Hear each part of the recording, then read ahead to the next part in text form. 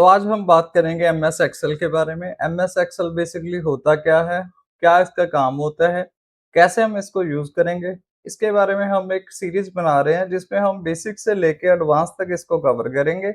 बच्चों से लेके ऑफिस वाले सभी लोगों के लिए है, जो अपने एक्सेल को इम्प्रूव करना चाहते हैं, अपने स्किल्स गेन करना चाहते हैं। तो बिल्कुल ग्राउंड से हम एडवांस लेवल तक जाएँगे ताकि आप अच्छा परफॉर्म कर पाएँ। तो हम स्टेप बाय स्टेप इन सभी चीज़ों को सीखेंगे। सबसे पहले तो हम जानेंगे कि एक्सेल क्या होता है। बेसिक से शुरुआत करेंगे, एक्सेल का इंटरफेस क्या होता है, कैसे ये दिखता है। बेसिकली एक्सेल एक सॉफ्टवेयर है जो एमएस ऑफिस का पार्ट है, जिसका यूज हम कैलकुलेशंस के लिए करते हैं। चाहे कोई भी ऑफिस हो, कोऑपरेटिव जॉब में आपको एक्सेल आना चाहिए, क्योंकि ये एक ऐसा स्किल है जो कि हर जॉब में काम आता है। आप स्टूडेंट हो तो सारी क्लासेस में हमारे को एक्सेल आता ही आता है। एमएस एक्सेल क्या होता है, इसके बारे में हमारे को बेसिक नॉलेज होनी चाहिए ताकि हम एग्जाम में अच्छा परफॉर्म कर पाए। तो एक्सेल को सबसे पहले हम जान लेते हैं एक्सेल क्या होता है। एक्सेल बेसिकली कैलकुलेशंस करने के लिए एक सॉफ्टवेयर है जो कि माइक्रोसॉफ्ट के द्वारा बनाया गया है। ये एक माइक्रोसॉफ्ट ऑफिस का टूल है जिसको कि कहते हैं एमएस एक्सेल। बेसिकली अगर हमें छोटी कैलकुलेशंस करनी हो तो हमारा काम वो कैलकुलेटर से चल जाता है, चाहे वो एक अलग से कैलकुलेटर हो हमारे पास, चाहे वो हम फोन का कैलकुलेटर यूज कर रहे हो। लेकिन जब बात आ जाती है बड़े डाटे की, मतलब के 100 और 1000 बच्चों के अगर हमने स्टूडेंट्स के मार्क्स काउंट करने हैं, ऐसे केस में अगर कैलकुलेटर और फोन के कैलकुलेटर से अगर हम कैलकुलेशंस करने लग जाएं तो हमारे को बहुत ज्यादा टाइम लगेगा, हमारा बहुत ही टाइम वेस्ट होगा। ऐसे काम करने के लिए, ऐसी कैलकुलेशंस करने के लिए हम यूज करेंगे एमएस एक्सेल का।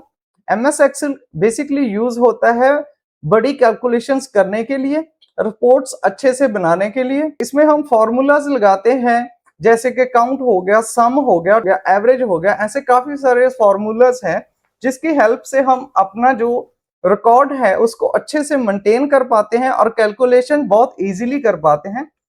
एमएस एक्सेल में सिर्फ 2 सेकंड्स में 1000 बच्चों के मार्क्स हम काउंट कर सकते हैं। टीचर्स का टाइम टेबल हो गया, बच्चों की एग्जाम शीट हो गई, फीस का रिकॉर्ड हो गया, वो सारे काम स्कूल के रिलेटेड हैं जो एमएस एक्सेल में इजीली हो सकते हैं।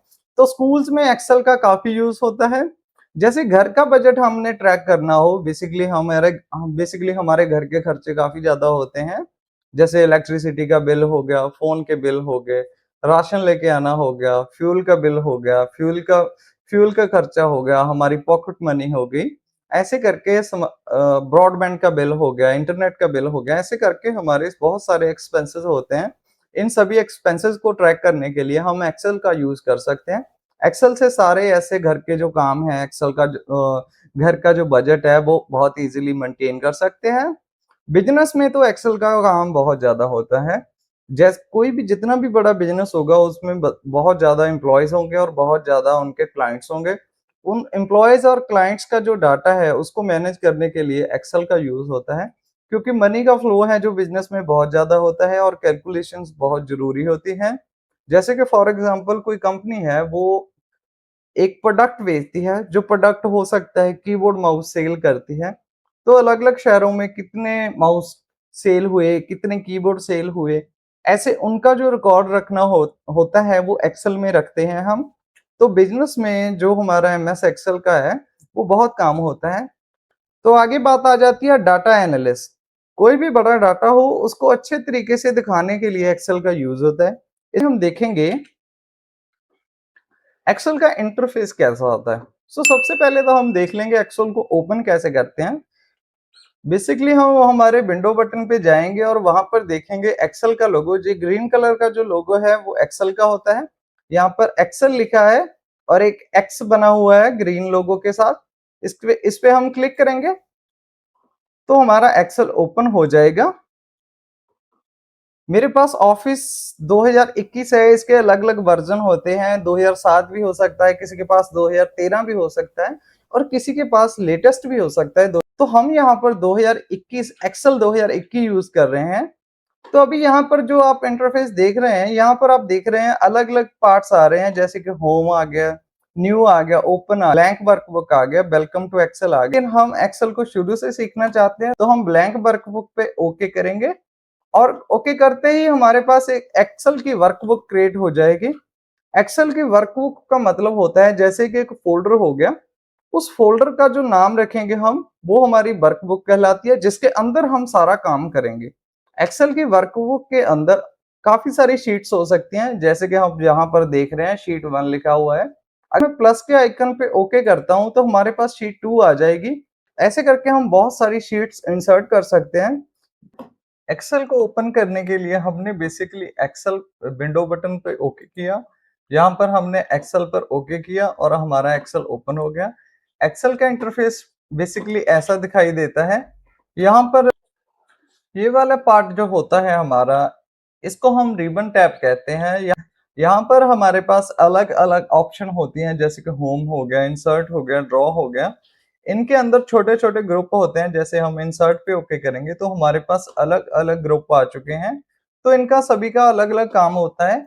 इन सब के बारे में हम धीरे धीरे स्टेप बाय स्टेप सीखेंगे, लेकिन हमारे को सबसे पहले जो जानना होगा वो होगा होम टैब के बारे में। होम टैब में हम सभी वो काम करते हैं जो डेली लाइफ में हमारे मोस्टली यूज आता है।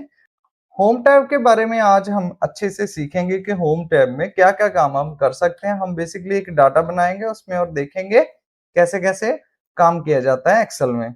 अभी हम समझे कि एक्सेल में रो एंड कॉलम क्या होता है और सेल क्या होता है। तो सबसे पहले तो हम बात करेंगे एक्सेल में रो क्या होती है। यहाँ पर आप देख रहे होंगे साइड में हमारे हमारे को ये नंबरिंग शो हो रही है, 1 2 3 4 5 6। ये वाली जो नंबरिंग है वो हमारी बेसिकली रोज की होती है।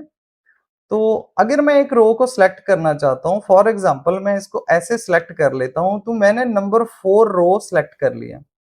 जो भी सेल्स हम हॉरिजॉन्टल वे में सिलेक्ट करते हैं, जो सेल्स हम हॉरिजॉन्टल वे में सिलेक्ट करते हैं उसको हम रो कहते हैं।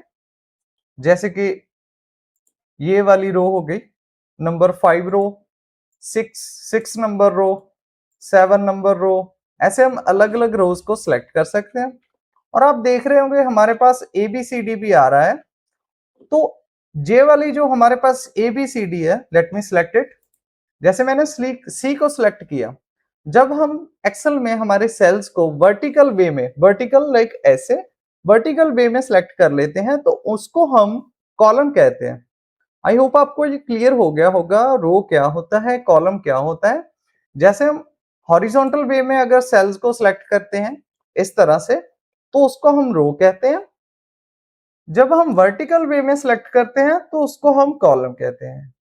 अगर यही काम आप कीबोर्ड से करना चाहते हो तो यहाँ पर मैं जिस कॉलम को और जो रो को सिलेक्ट करना चाहता हूँ उस वाले सेल में जाके, जैसे 7 नंबर रो को मैं सिलेक्ट करना चाहता हूँ, को सिलेक्ट करने के लिए मैं शिफ्ट के साथ स्पेस दबाऊंगा तो हमारी रो सिलेक्ट हो जाएगी।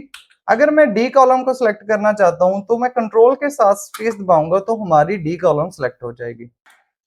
तो आपको मैं एक्सेल में जो सेल होते हैं उसके बारे में मैं बता देता हूँ।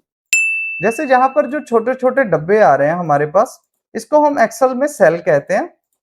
इसके अंदर ही हम हमारा डाटा लिखते हैं। एक्सेल में जो भी हम डाटा बनाएंगे इन सेल्स के अंदर ही काम करेंगे।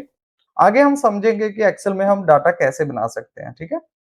अभी हम जानेंगे एक्सेल में एक्टिव सेल किसको बोलते हैं। आप देखेंगे जैसे ही मैं यहां पर क्लिक करता हूं, इस सेल में क्लिक करता हूं, तो इसमें हमारे को C1 लिखा आ रहा है। C1 मीन्स इस सी कॉलम और 1 रो। ऐसे हर एक सेल का एक अपना एड्रेस होता है। जब भी हम किसी भी सेल पे क्लिक करेंगे तो उसका एक अपना नाम होगा। ए फॉर एग्जांपल ये कॉलम ए में तीसरे नंबर पे है, 3 नंबर रो में। ऐसे करके हर एक सेल का एक अपना एड्रेस होता है। सेल का यूज हम बेसिकली डाटा एंटर करने के लिए करते हैं। I hope you understand that guys.